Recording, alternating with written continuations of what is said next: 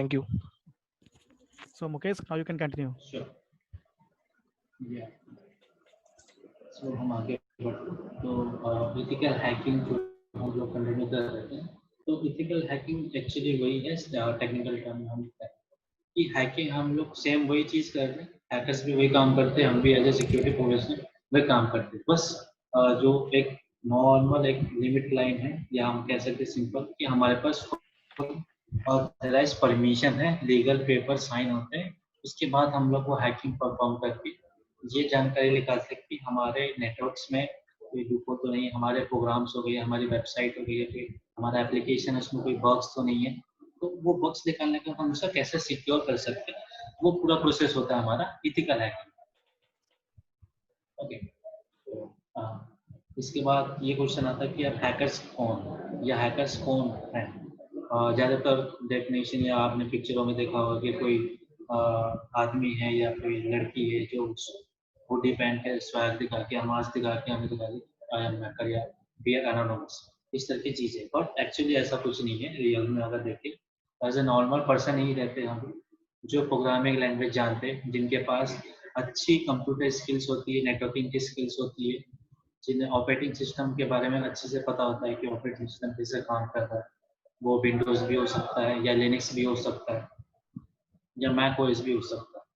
तो उसके बारे में जिसको अच्छी जानकारी है, प्रोग्रामिंग लैंग्वेज की जानकारी, जो कुछ चीज को डेवलप करके क्रैक करना भी जानता है, वो एक्चुअली में हैकर होता है। अब उसका इंटेंशन उसे ये बताता है कि वो ब्लैक हैट हैकर बनना चाहेगा, या व्हाइट हैट हैकर होगा, या ग्रे हैट हैकर। ये 3 टाइप के हैकर्स होते हैं जनरली, जिसमें व्हाइट हैट हैकर जो होता है, लेजिमेट हैकर्स, जो ऑफिशियली कंपनीज में काम करते हैं, अवेयरनेस के लिए हो गया, जिनके पास लीगल टर्म्स एंड पेपर्स होते हैं, लॉ ऑर्डर के हिसाब से वो काम करते हैं, और वल्नरेबिलिटीज को फाइंड करके बग्स को निकालते हैं। ब्लैक हैट हैकर्स वो हो गए जिनका इंटेंशन कुछ गलत नेगेटिव माइंडसेट के होता है। अब जैसे किसी ने हैक किया, उसकी इंफॉर्मेशन लीक कर दी वेबसाइट के ऊपर। अब जैसे आपने अगर सुना होगा लेटेस्ट न्यूज, जिसमें नासा के कुछ अकाउंट्स हैक हुए थे रिसेंटली 2 months बिफोर, तो किसी ग्रुप ने गया कि किया। सेम उसी तरह से कि एनजीओ की ईमेल्स लीक हुई थी। तो ये सब पार्ट है कि उनका इंटेंशन कुछ माइंडसेट क्या होता है कि गलत वे में होता है, या उनका कुछ इंटेंशन नेगेटिव साइड में होता है, वो कहलाते हैं ब्लैक हैट हैकर। और इन दोनों के बीच में आता है हमारा ग्रे हैट हैकर, जो क्या होता है कि कुछ तो सही काम भी करते हैं, बट बैक एंड में वो कुछ गलत काम भी करते हैं, या कुछ अपने फायदे वाले काम करते हैं। जैसे कुछ मुझे पासवर्ड क्रैक करना है, किसी का सिस्टम हैक करना है, उसके लिए मुझे 1-2 लाख रुपए या कुछ हजार रुपए मिलते हैं। वो पार्ट आ गया हमारा ग्रे हैकर। सो ये है हमारे हैकर्स। देन इसके बाद जो हमारा टॉपिक है वो है पेनिट्रेशन टेस्टिंग, जहाँ हम कह सकते हैं पेनिट्रेशन टेस्टिंग। तो जनरली इस टाइम पे इंडिया में ये as one of the great profile आप कह सकते हैं, या जो भी हमारे फ्रेशर्स है। भाई आप गेस्ट लेक्चर करवा रहे हैं कि आपने जैसे मुझसे कहा था कि I have to tell them about the training course and all this things. नहीं, ये तो अभी मैं एक ओवरव्यू आपको बता रहा हूँ सबको, जिनमें जो टॉपिक्स हैं पार्ट का वो वाला, जो बेसिक टर्मिनोलॉजीज हम लोग यूज करेंगे, और आगे जो हमारे कोर्सेज में हमारा आएगा पूरा पार्ट उस चीज का वो। आपकी आवाज नहीं आ रही है क्लियर। हेलो, अब आ रही आवाज? हेलो हेलो, अब आ रही आवाज? हेलो हेलो, आवाज आ रही है आपको मेरी? Yes, Mukesh. Yeah, you are audible. Yeah.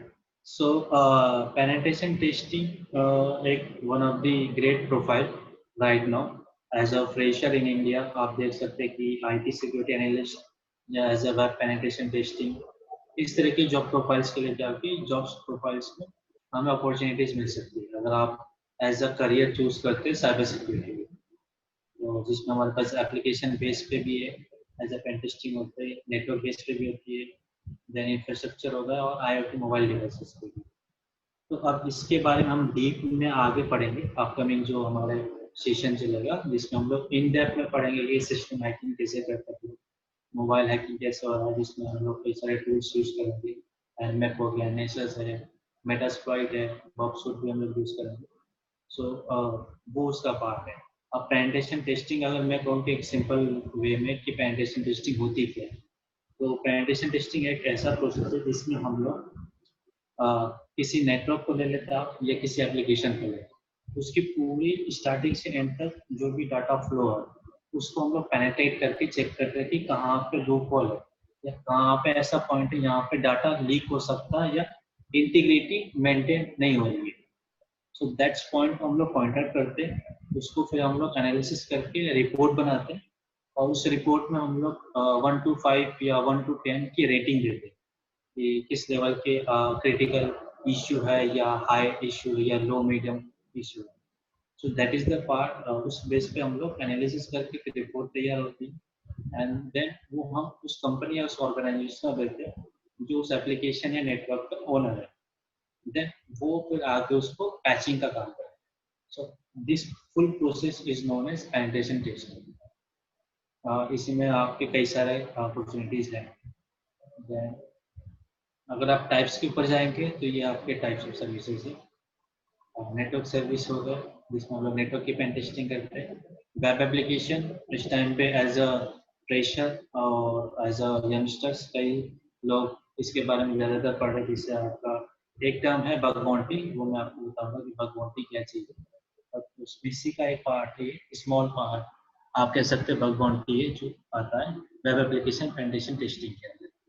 Then फिर क्लाइंट साइड पेन टेस्टिंग में क्या होता है कि हम as a security pen tester किसी कंपनी में जाके एक पर्टिकुलर सेट ऑफ सिस्टम्स को टेस्ट करके हम बताते हैं कि इसमें क्या कोई वल्नरेबिलिटी है या नहीं। So that is called the client side pen testing. Remote side पे हमें जाके सर्वर की पेन टेस्टिंग करनी पड़ती है इस नेटवर्क्स की। Then wireless network pen testing, जो हमारे जितने भी वायरलेस डिवाइसेस है, वाईफाई हो गया, ब्लूटूथ है, IoT डिवाइसेस हो गए, उन सबकी पेन टेस्टिंग करनी। देन उसके बाद आता है हमारा social engineering. So social engineering is all about the social media platform, जो भी हमारा पूरा सोशल मीडिया प्लेटफॉर्म है ऑनलाइन, जहाँ पे हमारी एक पर्टिकुलर पर्सन की कोई भी इंफॉर्मेशन हमें इंटरनेट पे मिल सकती है, बिकॉज इंटरनेट एक ऐसा ओपन सोर्स प्लेटफॉर्म है जहाँ पे किसी के कोई कंट्रोल नहीं है। अगर मैंने कोई फोटो अपलोड किया सो देर इज नो 100% चांस कि वो सिक्योर हो गई इंटरनेट के ऊपर, वो 100% अनसिक्योर। इवन अगर मैंने डिलीट भी कर दी कुछ देर के बाद अपलोड कर दी। So that is all about the social engineering, जिसमें हम लोग ओपन सोर्स इंटेलिजेंस टेक्निक्स के बारे में पढ़ते हैं। ऑनलाइन हम लोग कैसे इंफॉर्मेशन किसी पर्टिकुलर ऑर्गेनाइजेशन किसी पर्सन की गैदर कर सकते हैं। देन उसके बाद पेनिट्रेटिंग लेवल का ही एक अपग्रेडिंग वर्जन है जिसमें हम लोग आता है red teeming and blue teeming. So red teeming is totally offensive hacking, जिसमें हमारे पास कोई लिमिटेशन नहीं है, हम टोटली फ्री होके हैकिंग कर सकते हैं। और वो नेटवर्क की हो सकती है, एप्लीकेशन की हो सकती है, इंफ्रास्ट्रक्चर की हो सकती है या क्लाउड की हो सकती है। और उसकी फिर हम एक रिपोर्ट बना के तैयार करके और उस हम फिर पैचिंग प्रोसेस पे लेके जाते हैं। ब्लू टीमिंग में क्या होता है कि ऑफेंसिव हैकिंग तो हम कर ही रहे, प्लस उसके अलग मेजर्स भी देखते हैं कि हम किस तरीके से इसको सिक्योर कर सकते हैं। सो ब्लू टीमिंग उस पार्ट कर रही है। देन इसके बाद आता है हमारा मोबाइल पेनिट्रेशन टेस्टिंग, जिसमें हमें मोबाइल की वल्नरेबिलिटीज बग्स के ऊपर फाइंड आउट करना, API टेस्टिंग का काम करना, वो सब आता है। एंड्रॉइड मोबाइल से होगा, iOS मोबाइल है, इन सब की pen testing. Okay, so that is all about the pen testing part. Then उसके बाद फिर ये टर्म है हमारा cyber law in India, because हमने अभी तक पूरा अगर मैं एक बैक थ्रू लेके जाऊँ तो पिछले 1 घंटे मैंने देखा इंफॉर्मेशन सिक्योरिटी है क्या, उसके अंदर भी हमने देखा साइबर सिक्योरिटी क्या है, साइबर सिक्योरिटी के अंदर क्या थ्रेट है, करंट सिनेरियो पूरे वर्ल्ड में क्या चल रहा है, कैसे कैसे क्राइम्स हो रहे हैं, किस तरीके की पॉसिबिलिटीज है। अब इस क्राइम को करने वाले लोग कौन हैं, हैकर्स किस तरीके के, ब्लैक हैट हैकर है, व्हाइट हैट हैकर है, कुछ लोग पॉजिटिव साइड में भी हैं, कुछ लोग नेगेटिव साइड में भी हैं। अब उनको हम कैसे टैकल करते हैं। अब इस पूरे चीज का लॉ एंड ऑर्डर मेंटेन तो करना है। सो वो पार्ट आता है हमारा साइबर लॉ। तो इन इंडिया साइबर लॉ जो हमारा है वो हमारा IT एक्ट 2000 जो हमने यूज किया, जिसके अंदर हमारे पास कई सारे सेक्शन है, 48 है, 66 है, 78 है, अलग अलग सेक्शन के हिसाब से अलग अलग रूल्स एंड पॉलिसीज है, जिसके हिसाब से हमें पनिशमेंट्स मिलता है या हमें कुछ फीस अमेंडमेंट करना पड़ता है।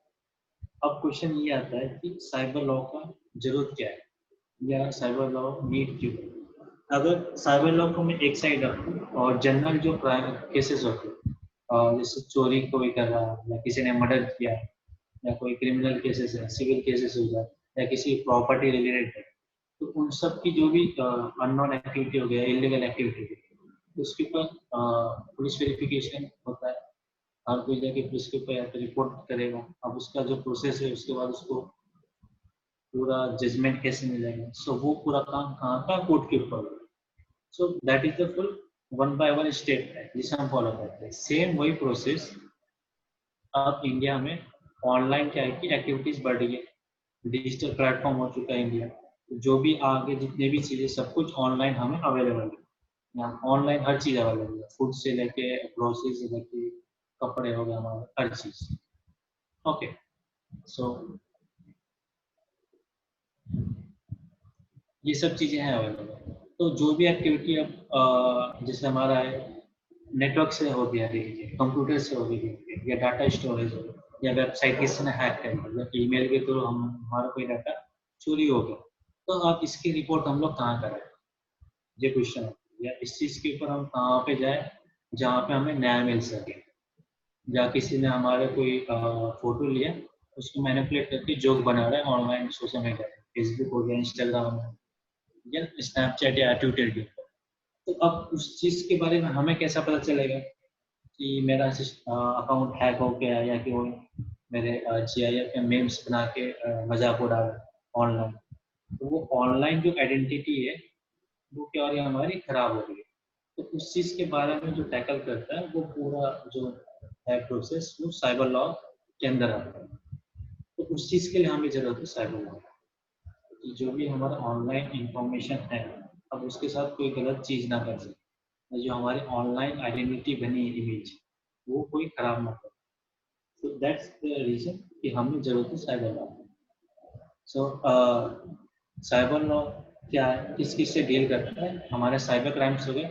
साइबर क्राइम्स जैसे हमारे डिजिटल प्लेटफॉर्म में सोशल मीडिया की तरफ किसी ने एक्टिविटी की, देन हमारे इलेक्ट्रॉनिक्स और डिजिटल सिग्नेचर।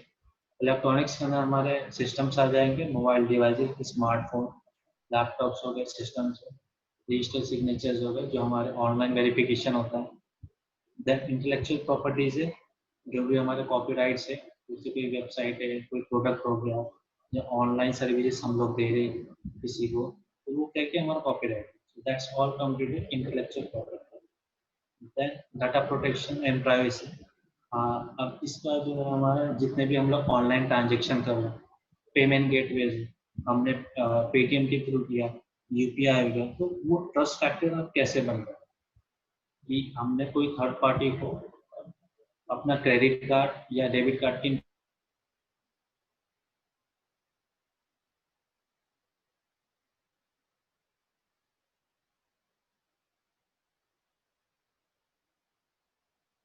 किसी ने उस प्राइवेसी को ब्रीच किया, तो वो सब चीज डील होती है हमारी साइबर लॉ में।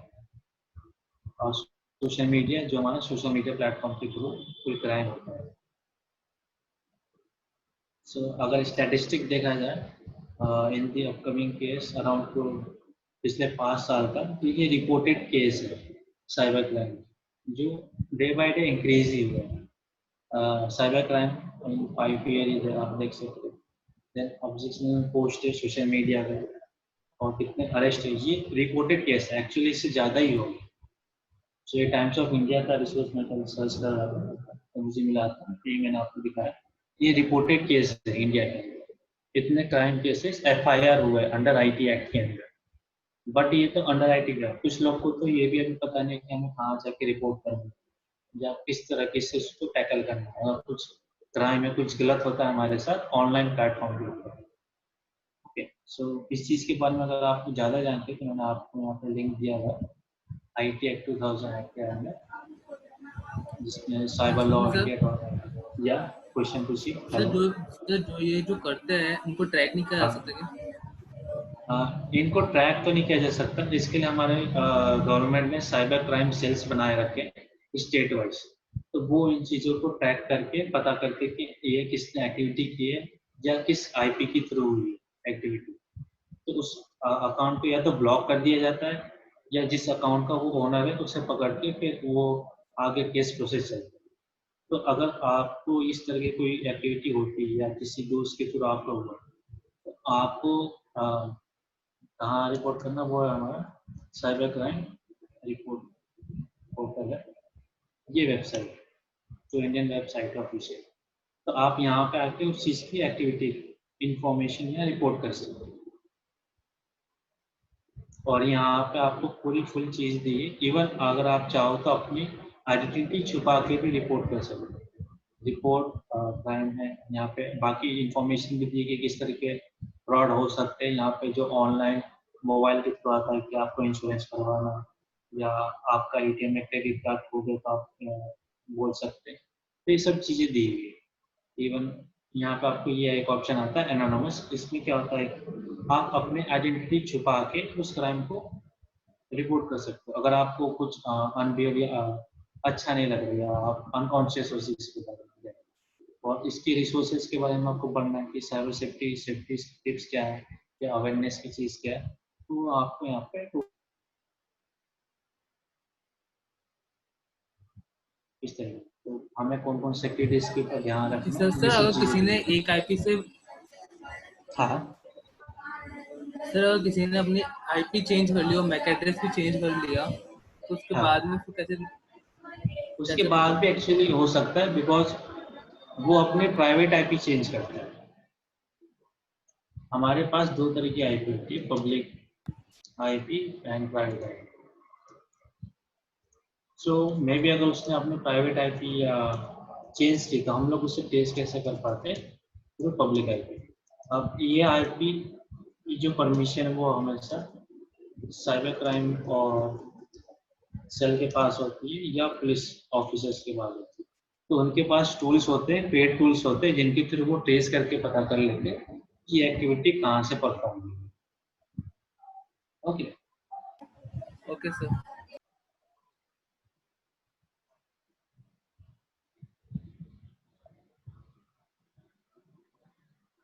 सो अब ये आता है कि ये सब चीज़ें पढ़ ली, लॉ भी पता चल गया हमें क्या। अब अगर आपको स्टार्ट करना करियर साइबर सिक्योरिटी का, सो ये माइंड मैप है साइबर सिक्योरिटी का।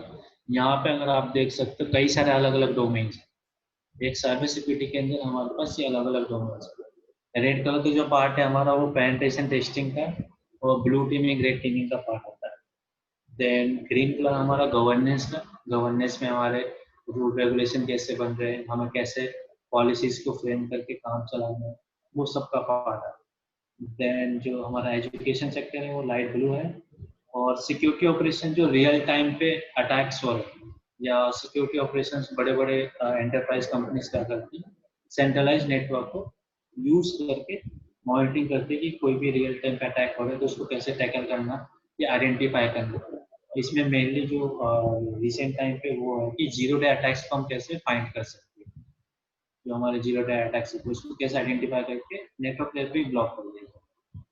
देन सिक्योरिटी आर्किटेक्चर है, जिसमें हम सिक्योरिटी फ्रेमवर्क्स और डिफाइंड टोपोलॉजीज बनाते हैं कि हमारे कंपनी में सिक्योरिटी प्रोसेस कैसे हो, लेयर बाय लेयर हम किस तरह की सिक्योरिटी लगा सकते हैं। जैसे अगर मैं कोई नॉर्मल कंपनी ले रहा हूँ जिसमें हमारी जो फिजिकल सिक्योरिटीज होगी, स्कैनर हो गया, बायोमेट्रिक स्कैन है, आई स्कैनर है, अटेंडेंस के लिए हम लोग करते हैं। देन फिजिकल कैमराज लगाते हैं हम लोग, CCTV कैमरा। देन सिस्टम में अगर तो जो भी सिस्टम है वो पासवर्ड प्रोटेक्टेड होता है। तो इस तरीके से जो पूरा सिक्योरिटी प्रोसेस है वो हम लोग जो भी काम करते हैं पढ़ते हैं वो हमारा सिक्योरिटी आर्किटेक्चर कहलाता है। इसमें एक्सेस कंट्रोल हो गया, ये सब का पार्ट। तो इस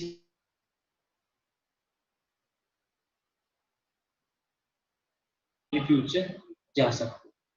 तो इसके लिए मैंने कुछ लिंक्स दिए हुए हैं जहाँ पे आप जाके गाइड ले सकते हैं, या हमसे भी आप लोग गाइड ले सकते हैं कि आगे आपको कहाँ सिक्योरिटी के अंदर जाना है, या किस तरीके से आपको जॉब मिलेगी, या किस तरीके से आपको पढ़ाई करनी है, तो किस एरिया में आपको ट्रेनिंग लेनी है। ओके, तो ये था। और अगर आप देख सकते हैं तो इंडिया एंड यूएस ऐसी दो कंट्री जहाँ पे इस वक्त सबसे ज़्यादा जॉब अपॉर्चुनिटीज है साइबर सिक्योरिटी के अंदर, बाकी दूसरे देशों से।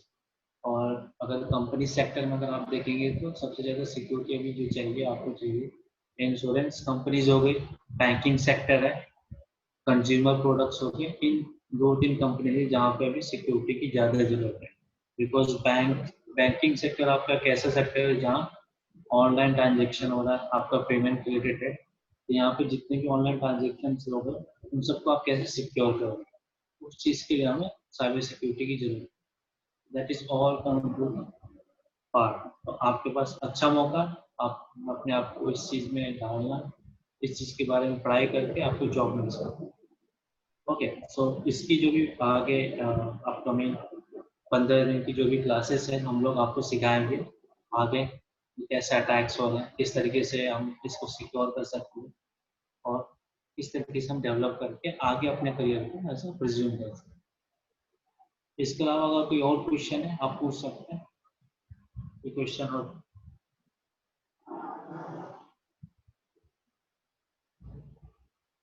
कोई क्वेश्चन है आप लोगों को प्लीज पूछ सकते हैं आप।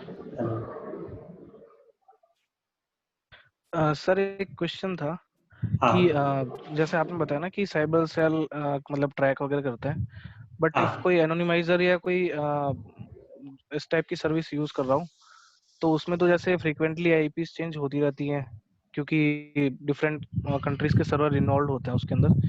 तो फिर ओके। मतलब कैसे ट्रैक करते हैं, मतलब वो केस जनरली सॉल्व हो पाता है या मतलब वो नहीं सॉल्व हो पाता वो या केसेस काफी टाइम लग जाता है?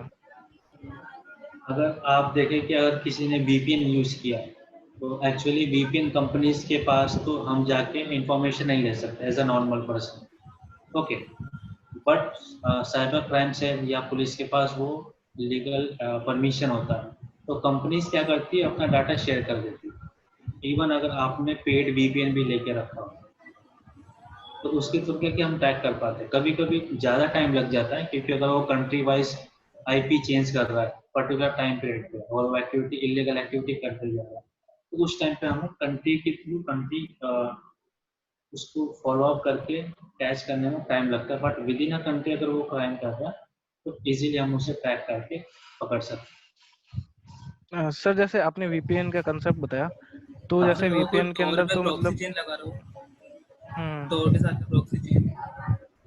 प्रॉक्सी चेन तो हम लोग एक लेवल तक ही लगा सकते हैं ना। एक्चुअली अब प्रॉक्सी चेन भी क्या है आपका, एक तरह का आपका नॉर्मल जो है आईपी एड्रेस के थ्रू जो भी आपका इंफॉर्मेशन है उसको चेंज कर रहा है ऑन अ पर्टिकुलर पीरियड पे, ठीक है। बट जो उसकी ओरिजिनल आईपी है वो तो एक ही मिल रही पब्लिक आईपी जो उसने वीपीएन के थ्रू लेके रखी है। तो हम 100% एनोनिमस नहीं हो सकते, ऐसा कोई सिस्टम अभी तक नहीं बना जो फुल्ली एनोनिमस हमें दे सकता तो है। सर इसमें कुछ पूछनी तो थी, एक सर्टेन लेवल तक हम अगर सिक्योर अपन को करते हैं। हाँ एनोनिमिटी पूछो। चाहिए है तो अपन वर्चुअल मशीन का यूज हाँ करते हैं, तो वर्चुअल मशीन से हाँ, अपन अपना ओरिजिनल मैक को ट्रैक कर सकते हैं क्या? ओरिजिनल मैप को ट्रैक कर सकते हैं बिकॉज हमारी जो आईपी है वो तो पब्लिक आईपी एक ही जा रही है। अगर आप वर्चुअल एनवायरनमेंट देखेंगे तो वर्चुअल एनवायरनमेंट को इंटरनेट कैसे मिल रहा है, मेरे मेन सिस्टम से मिल रहा है। Okay, yes sir. तो अगर मेरे मेन सिस्टम की आईपी तो सेम ही है, अगर वो मैंने चेंज नहीं की तो हम ट्रैक कर सकते हैं। सिर्फ तो जैसे जैसे कि हम मेरे टॉर पर का यूज करते हैं, तो हाँ टॉर के अंदर तो मतलब ट्रैफिक अब तो एनक्रिप्टेड भी होता है और मतलब आईपीस भी फ्रिक्वेंटली चेंज होती है, और इसके अंदर कोई मतलब लेजिट कंपनी भी ऐसा नहीं होती है, कोई भी मतलब अपना सर्वर होस्ट कर रहा होता है और वो टॉर का एक मतलब क्या बोलते हैं सर्वर होस्ट कर सकता है कोई भी पर्सन। अगर मैं टॉर यूज बिल्कुल। कर रहा हूँ तो मैं भी एक टॉर का एक पॉइंट हो जाऊंगा। तो मतलब उस हाँ, टाइम पे मतलब कैसे ट्रैक कर सकते हैं, मतलब कुछ ऐसा कुछ वे है मतलब? उसके लिए पेड टूल्स आते हैं ट्रैकिंग के लिए, तो उसके भी हम लोग ट्रैक कर सकते हैं। वो गवर्नमेंट और ऑफिसर्स के पास ही होते, पुलिस ऑफिसर्स के पास।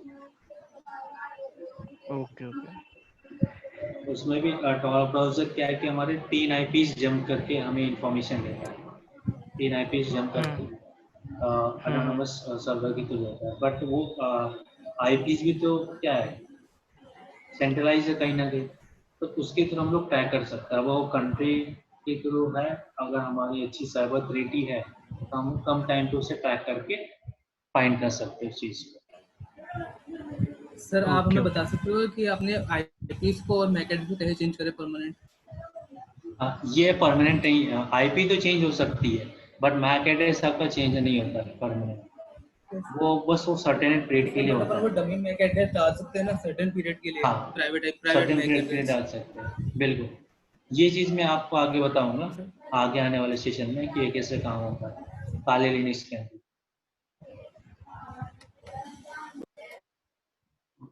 और कोई सर एक क्वेश्चन? डाउट था, जो मैक एड्रेस का जो अभी बात हुई, तो उसके अंदर हाँ, जैसे मैक चेंजर करके टूल आता है जिसके हम थ्रू हम अपना लैपटॉप का या मैक एड्रेस चेंज करते हैं, तो बिल्कुल बिल्कुल। मतलब वो परमानेंटली चेंज होता है या मतलब वो सर्टेन पीरियड के लिए चेंज होता है जब तक हम वो एक्टिविटी परफॉर्म कर रहे हैं बैक एंड पे। Okay okay. वो परमानेंट नहीं चेंज होता, बिकॉज परमानेंट कैसे चेंज होगा, वो तो आपके हार्डवेयर का एड्रेस है ना, आपका वाईफाई अडेप्टर होगा या इथरनेट अडेप्टर है, वो तो आपने चेंज नहीं किया ना लैपटॉप के अंदर जो अटैच है, वो आपका चेंज हम्म। नहीं होता। वो पर्टिकुलर सॉफ्टवेयर के थ्रू क्या करते हैं, जो हम एक्टिविटी परफॉर्म कर रहे हैं उस पर्टिकुलर सर्टेन पीरियड के लिए वो चेंज होता है, इसलिए। Okay okay. Hello sir. Hello. और कोई क्वेश्चन? हाँ, हेलो। हाँ सर, मेरा एक क्वेश्चन है। जैसे अभी आपने बोला कि वीपीएन के जो सर्विसेज होते हाँ हैं ऑफ क्राइम को डेटा दे देते हैं, बट हाँ कुछ वीपीएन सर्विसेज है जो नो लॉग पॉलिसी यूज करते हैं।